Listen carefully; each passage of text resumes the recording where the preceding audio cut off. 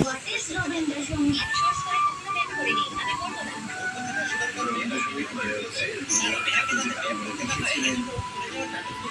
আমি দেখে বলতে যে আমাকে ফেলে দিছে।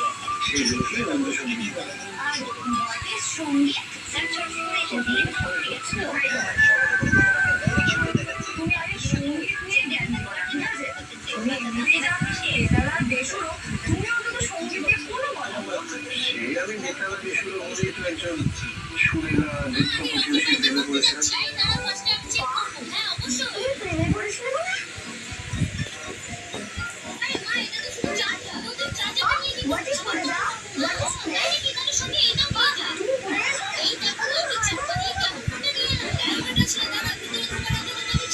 হ্যালো চলিনি। হ্যাঁ, তুই কিন্তু জামাইকে নিয়ে আসিস কেমন? মা তুমি তো জানো তোমার জামাই ওখানে যাবে না।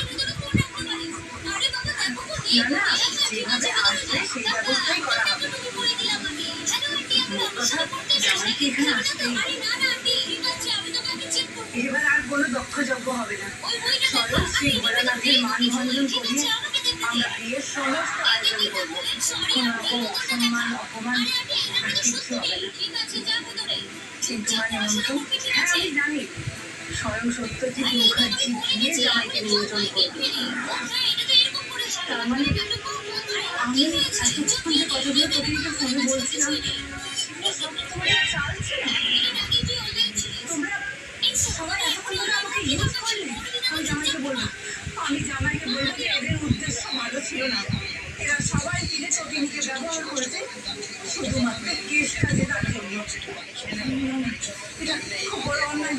এটা আমি কিছুতেই হতে দেবো না। আমি জামাইকে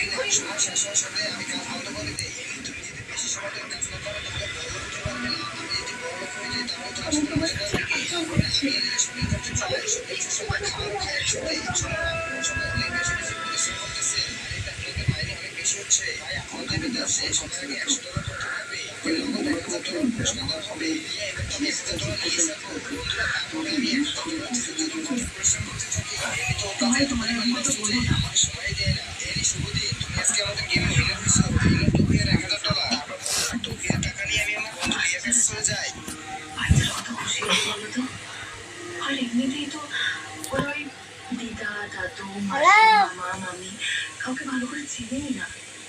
প্লিজ না বলো না। ঠিক আছে তো বলো না। তোমার বাবা যদি ডেকে দেন নিশ্চয়ই যাবো।